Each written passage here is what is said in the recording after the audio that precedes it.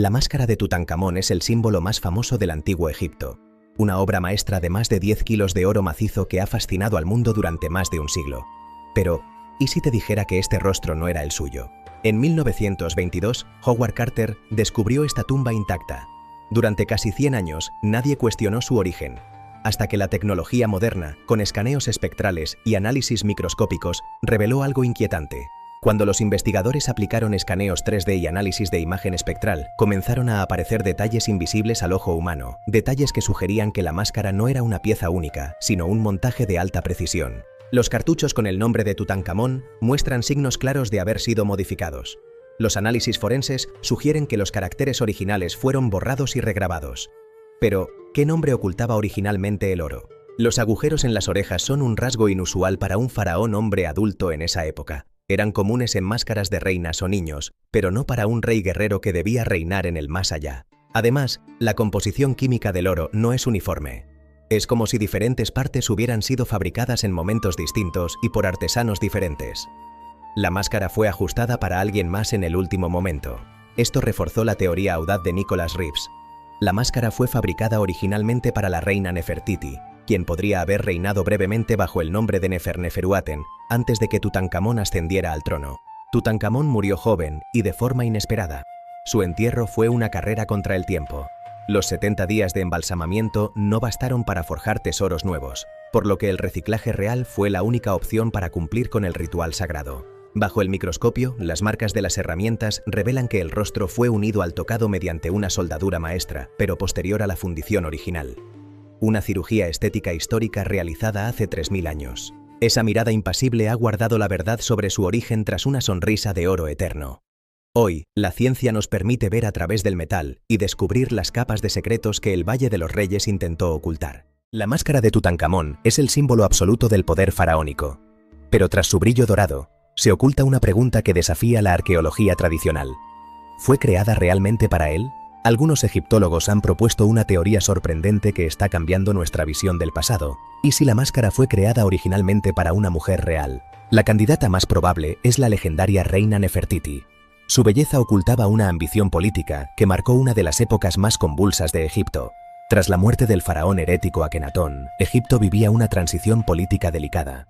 El orden antiguo luchaba por regresar mientras la familia real se desmoronaba. En medio de este caos, el joven Tutankamón murió de forma inesperada. Sin herederos y con apenas 19 años, su partida dejó un vacío ritual que debía llenarse de inmediato. No había una tumba real preparada para él.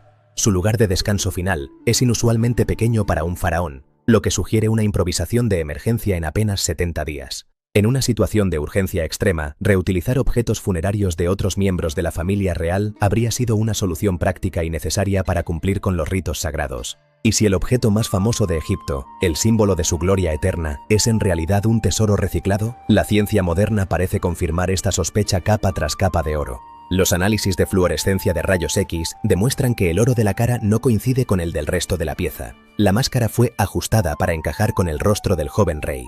En Dato a Dato, desarmamos el mundo un hecho a la vez.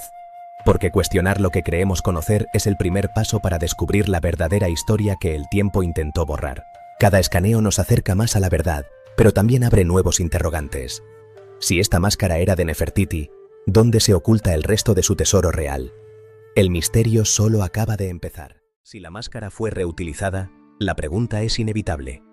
¿Por qué los egiptólogos están tan convencidos de este hallazgo? ¿Qué llevó a los poderosos sacerdotes de Egipto a tomar esta decisión sin precedentes en la historia del imperio? El oro nos habla, pero hay que saber escuchar sus secretos. Tutankamón murió con apenas 19 años, una vida truncada que dejó al imperio en un estado de shock y desorden administrativo.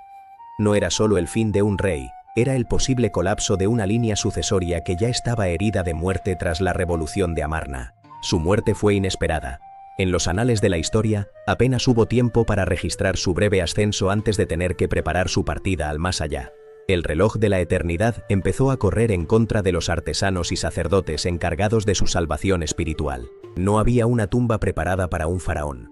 Los complejos funerarios solían tardar décadas en construirse, horadando la roca del Valle de los Reyes. El joven rey no tuvo ese lujo.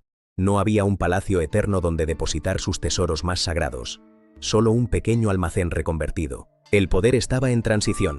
Egipto atravesaba un momento político delicado con las secuelas de la revolución religiosa de su padre, Akenatón, aún frescas. La corte estaba dividida, el clero de Amón recuperaba fuerza, y cada decisión real era analizada con lupa por sus enemigos. En un contexto así, el tiempo era crucial. Cada hora que pasaba era un riesgo para la estabilidad del trono. El visirey y el general Horemheb debían asegurar el entierro para validar la sucesión. La burocracia del más allá estaba colapsada ante la falta de preparativos. Reutilizar objetos funerarios ya existentes de miembros de la familia real fallecidos anteriormente habría sido una solución rápida, lógica y sobre todo, necesaria. No se trataba de pereza, sino de cumplir con el rito sagrado dentro de los 70 días obligatorios de la momificación. No estaríamos hablando de un engaño o de una falta de respeto al joven faraón. Al contrario, estaríamos ante una decisión práctica en un momento de urgencia nacional extrema. El oro fue adaptado, la cara de Nefertiti retirada y la de Tutankamón soldada en su lugar con maestría. Estaríamos hablando de una decisión práctica, en un momento de urgencia. Los escáneres modernos han revelado que las aleaciones de oro no coinciden. El rostro es de un oro más puro que el tocado, una prueba irrefutable de que dos objetos se convirtieron en uno para el entierro real. Cuando la tumba fue abierta en 1922, el aire que salió de su interior no solo traía el aroma del oro y el incienso milenario. No solo se descubrió un tesoro inimaginable, también nació una leyenda que perseguiría a sus descubridores hasta el fin de sus días. Un susurro de muerte que recorrió el mundo. La maldición del faraón. Un texto grabado en las puertas del más allá que prometía una venganza divina. El mundo entero, sediento de misterio tras la Gran Guerra, quedó paralizado por una mezcla de miedo y fascinación ante el poder latente de los antiguos dioses egipcios. Poco después del descubrimiento, Lord Carnarvon, el hombre que financió la mayor hazaña arqueológica de la historia, murió de forma repentina.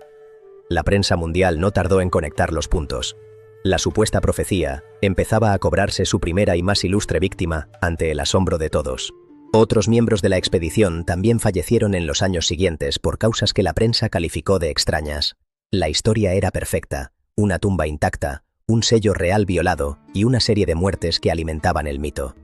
La realidad empezaba a mezclarse peligrosamente con la ficción periodística.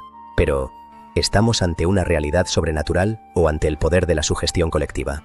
Cuando los historiadores modernos analizaron los datos con precisión científica, la historia de terror empezó a desmoronarse. La realidad estadística resultó ser mucho menos romántica, pero mucho más reveladora. Muchos de los presentes aquel día histórico vivieron vidas extraordinariamente largas y plenas. Algunos superaron los 70 y hasta los 80 años, desafiando cualquier idea de una muerte prematura. La supuesta maldición del faraón parecía ser, según los números, extrañamente selectiva y caprichosa. La mayoría de los fallecimientos tenían explicaciones médicas comunes para la higiene y la medicina de los años 20. El moho acumulado durante milenios y las bacterias en un ambiente cerrado fueron peligros mucho más reales y letales que cualquier antiguo hechizo divino grabado en las paredes de piedra.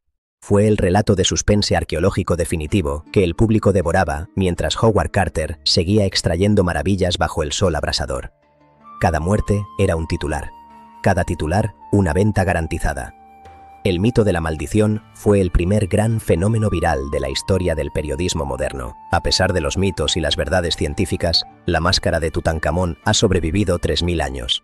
Ha resistido el colapso de imperios, el acoso constante de saqueadores de tumbas y hasta restauraciones fallidas que casi la borran de la historia. Es el superviviente definitivo del tiempo. Quizá nunca sepamos con absoluta certeza si fue creada originalmente para él o para la reina Nefertiti. Quizá nunca sabremos toda la verdad sobre lo que ocurrió realmente en los túneles oscuros de la Cave 62. El oro guarda sus secretos bajo una capa de belleza impenetrable que nos sigue desafiando. Pero ese desconocimiento, esa sombra de duda, es precisamente lo que la hace eterna. Esa mirada fija que nos reta a descubrir sus secretos ocultos tras el metal. Porque algunas historias no están hechas solo de oro macizo y piedras preciosas. Están hechas de algo mucho más duradero. Están hechas de misterio. Soy dato a dato, desarmando el mundo un hecho a la vez. Porque entender el universo es entendernos a nosotros. Gracias por acompañarnos en este viaje al corazón de Egipto. Fin de la serie El Enigma del Oro.